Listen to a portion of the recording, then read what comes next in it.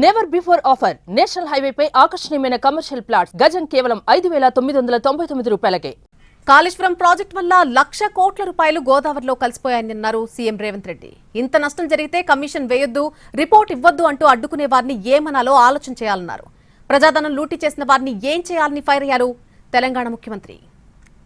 ఇంత దారుణమైన సంఘటనలు మన కళ్ళ ముందే కట్టడం, మన కళ్ళ ముందే కూలిపోవడం, ఆ గోదావరిలో 1,00,000 కోట్లు కొట్టుకుపోవడాన్ని చూస్తే చర్చించొద్దు, కమిషన్ వెయ్యొద్దు, కమిషన్ రిపోర్ట్ ఇవ్వొద్దు అని ఈరోజు అడ్డుకునే ప్రయత్నం చేస్తున్న వాళ్ళను ఏ తెలంగాణ సమాజం ఏమనుకోవాలో మీరు ఒక్కసారి ఆలోచన చేయండి అధ్యక్ష. అందుకే అధ్యక్ష, ఈరోజు ఈ సభలో ఈ అంశాలన్నిటినీ చర్చించడమే కాదు, భారతదేశానికి స్వతంత్రం వచ్చిన తర్వాత ఆనాటి మొట్టమొదటి ప్రధానమంత్రి పండిట్ జవహర్లాల్ నెహ్రూ గారు కరువు కాటకాలతో ప్రజలు అన్నమో రామచంద్ర అని మట్టి తిని బతుకుతున్న రోజుల్లో స్వతంత్రం వచ్చి చట్టాలు లేక ఆటవిక రాజ్యం ఈ దేశంలో ఏలుతున్నప్పుడు పండిట్ జవహర్లాల్ నెహ్రూ గారు విజ్ఞతతో, వారి విశాలమైన అనుభవంతో irrigation and education is the priority. ఈ దేశం అభివృద్ధి చెందాలంటే ఎడ్యుకేషన్ అంటే విద్యను ఇవ్వాలి, అదేవిధంగా సాగునీటి ప్రాజెక్టులను నిర్మించాలి అని మొట్టమొదటి ప్రధానమంత్రి గారు పంచవర్ష ప్రణాళికలో education and irrigation is our priority అని చెప్పి నిర్ణయం తీసుకొని ఆనాడు దేశం మొత్తంలో బాక్రానంగల్ నుంచి మొదలు పెడితే శ్రీరామ్ సాగర్, నాగార్జున సాగర్, శ్రీశైలం లాంటి ప్రాజెక్టులకు పునాదులేసి మొట్టమొదటి ప్రధానమంత్రి ఈ తెలంగాణ ప్రాంతంలో నిజాం సర్కార్ తర్వాత, నిజాం సాగర్ తర్వాత శ్రీరామ్ సాగర్, నాగార్జున సాగర్, శ్రీశైలం లాంటి ప్రాజెక్టులను ప్రారంభించి ఈ ప్రజలను అన్నమో రామచంద్ర నుంచి ఈరోజు దేశంలోనే అత్యధికంగా వరి ధాన్యాన్ని పండించే 2,85,00,000 మెట్రిక్ టన్నుల వరి ధాన్యాన్ని పండించడానికి పునాదులేసింది మొట్టమొదటి ప్రధానమంత్రి పండిట్ జవహర్లాల్ నెహ్రూ గారు అని చెప్పి నేను అధికారికంగా ఈ సభలో చెప్పదలుచుకున్నాను అధ్యక్ష. ఇది కాంగ్రెస్ పార్టీ విజ్ఞత. కాంగ్రెస్ పార్టీ విశాల ప్రయోజనాల కోసం ప్రజల్ని కరువు కాటకాల నుంచి కాపాడడమే కాకుండా ప్రపంచానికి ఆదర్శంగా నిలబడే వ్యవసాయ ప్రణాళికలను అందించిన పార్టీ ప్రభుత్వం కాంగ్రెస్. ఈరోజు ఆ ప్రాజెక్టులన్నీ కూడా మన కళ్ళ ముందల నిలబడ్డాయి అధ్యక్ష.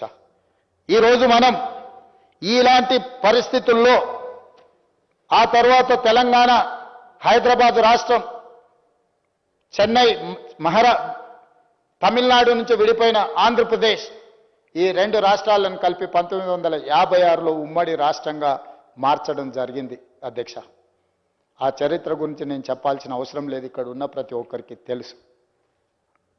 ఆ నెహ్రూ గారి వారసత్వాన్ని తీసుకొని ప్రాజెక్టుల యొక్క నిర్మాణాన్ని, అంతర్రాష్ట్ర జల వివాదాలను పరిష్కరించుకుంటూ, అంతర్రాష్ట్ర ముఖ్యమంత్రులు ఒప్పందాలు చేసుకుంటూ ప్రాజెక్టుల నిర్మాణానికి ముందుకు సాగింది అధ్యక్ష ఆనాడు ఉమ్మడి ఆంధ్రప్రదేశ్. 1975లో మహారాష్ట్ర ముఖ్యమంత్రి ఎస్బి చవాన్ గారు, ఆనాటి ఉమ్మడి ఆంధ్రప్రదేశ్ ముఖ్యమంత్రి, ఖమ్మం జిల్లా బిడ్డ జలగం వెంగళరావు గారు 1975లో ఒప్పందం చేసుకున్నారు అధ్యక్ష. గోదావరి నదికి సంబంధించిన జలాలు మహారాష్ట్రలో వార్దా నది, వాన్గంగా నది కలిసి ఉమ్మడి ఆంధ్రప్రదేశ్ ఆనాటి జిల్లా ఆదిలాబాదులోకి ప్రవేశించినప్పుడు ప్రాణహితగా మారి తుమ్మిడిహెట్టి ద్వారా మన ప్రాంతానికి, ఈనాటి తెలంగాణ రాష్ట్రంలో ఆదిలాబాద్ జిల్లాలో ప్రవేశించబోతున్న ప్రాంతాన్ని, ఆ ప్రాజెక్టును, ఆ నీళ్లను ప్రాణహిత ప్రాజెక్టు కింద గుర్తించింది అధ్యక్ష. ఆ ప్రాణహిత మీద బ్యారేజీలు నిర్మించాలి, నీటిని మళ్లింపు చేపట్టాలి, తద్వారా 2 రాష్ట్రాలు ప్రయోజనం పొందాలి, వ్యవసాయానికి, తాగునీటికి ఈ ప్రాజెక్టులు ఉపయోగపడాలి అని మొట్టమొదటి ఒప్పందం ఎస్బి చవాన్, వెంగళరావు గారి మధ్యలో జరిగింది. ఆనాడు పునాది రాయబడ్డది అధ్యక్ష ఆ ప్రాజెక్టుకి. ఉమ్మడి రాష్ట్రంలో ఈ ప్రాజెక్టులు నిర్మించాలని ఆనాడు నిర్ణయం తీసుకున్నారు అధ్యక్ష. అదేవిధంగా అధ్యక్ష, ఎక్కడ అన్యాయం జరుగుతుందో అక్కడ తిరుగుబాటు పుడుతుంది, ఎక్కడ కాలే కడుపులు రగులుతాయో అక్కడ పోరాటాలు పురుడు పోసుకుంటాయి. దీనికి తెలంగాణ ప్రాంతం ఒక చారిత్రాత్మక నిదర్శనం. గలగల పారే జీవ నదుల గడ్డ అయిన తెలంగాణ దశాబ్దాల పాటు బీడు భూములకు, బీద జీవితాలకు, కన్నీటి వలసలకు సజీవ సాక్ష్యంగా మిగిలింది. అందుకే ఇక్కడ నక్సల్బరీ పోరాటాలు పురుడు పోసుకున్నాయి. మొదట భూమి, ఆ భూమికి సాగునీరు లేకపోవడం వల్ల ప్రజల జీవితాలు దుర్భరమైనాయి. ఉమ్మడి పాలకుల నిర్లక్ష్యం నుండి ఉద్యమాలు పుట్టాయి. రైతుల ఆత్మహత్యల నుండి రణ నినాదాలు మోగాయి. బీడు భూములను వదిలి బతుకు తెరువు కోసం ప్రజలు ముంబై దుబాయ్ వలసలు పోయారు అధ్యక్ష. ఈ వలసలు ఈ పేదరికమే ఈ ఆకలి కేకలే తెలంగాణ ఉద్యమానికి పునాదులైన అధ్యక్ష. ఈ ఆకలి కేకల నుంచి పుట్టుకొచ్చిన తెలంగాణ ఉద్యమం ఉస్మానియా యూనివర్సిటీ, కాకతీయ యూనివర్సిటీల నుంచి అక్కడి విద్యార్థులు ప్రాణ త్యాగం చేసి అమరులై ఆకాశంలో నక్షత్రాలై వెలిగి తెలంగాణ రాష్ట్రాన్ని సాధించడం జరిగింది అధ్యక్ష. ఈ ఆకాంక్షలకు, ఈ త్యాగాలకు, ఈ అమరవీరుల త్యాగాలకు ప్రధానమైన కారణం సాగునీరు ప్రధానమైన అంశం అధ్యక్ష. ఈ తెలంగాణ ప్రాంతాన్ని సస్యశ్యామలం చేస్తే తమ జీవితాలలో వెలుగు వస్తుంది, తమ ప్రాంతం పసిడి పంటలతో విరాజిల్లుతుంది అని చెప్పి వందలాది మంది ఆత్మ బలిదానాలు చేసుకొని తెచ్చుకున్న తెలంగాణ రాష్ట్రంలో ఈరోజు జరుగుతున్న పరిణామాలను మీరు ఒక్కసారి ఆలోచన చేయండి అధ్యక్ష.